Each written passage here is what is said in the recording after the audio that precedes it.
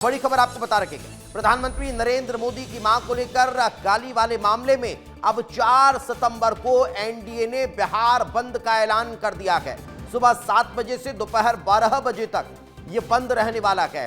NDA के सभी प्रदेश अध्यक्ष को यह जानकारी है और उन्होंने अब इसको लेकर एक स्वर में बिहार बंद का ऐलान किया है। तो ये बड़ी जानकारी आपको दे रहे हैं।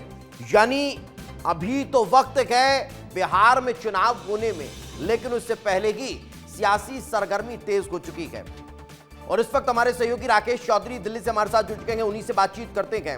राकेश, एक शेर बहुत ज्यादा फेमस हुआ कि आखिर ये तनाव क्यों है, पता तो करिए चुनाव है क्या। तो ये जो स्थितियां हैं वो अब बिहार में नजर आने लगी है, और बिहार में जब ये स्थितियां नजर आ रही है तो ये दर्शा रहा है कि आने वाले भविष्य में जो राजनीतिक शुचिता है या फिर ये कह लीजिए कि जो भाषाई मर्यादा है वो और तार तार होती हुई दिखाई दे सकती है। इसका जिक्र भी आज हुआ है।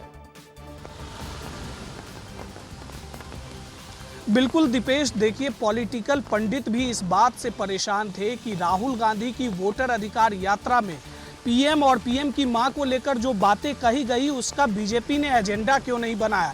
लेकिन हमने दूसरे राज्यों में देखा, कांग्रेस के सामने बीजेपी के कार्यकर्ताओं ने प्रतिकार किया, लेकिन आज पीएम मोदी ने फुल फ्लेज बैटिंग शुरू कर दी है।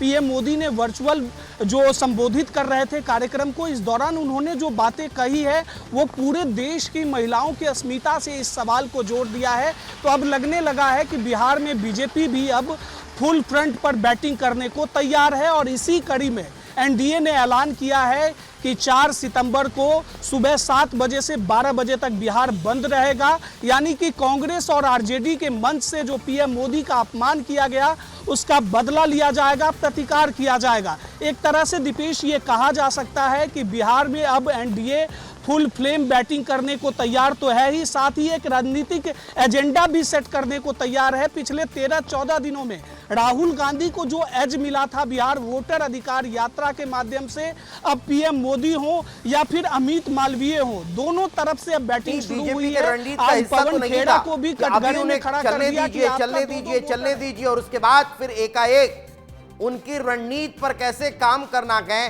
वो हम बताएंगे। ये बीजेपी की स्ट्रेटेजी का हिस्सा था क्या? बिल्कुल बिल्कुल दीपेश, देखिए बीजेपी कोई भी काम बिना प्लानिंग का करती ही नहीं है। पीएम मोदी एससीओ समिट में गए थे, वो आराम से माहौल को भांप रहे थे।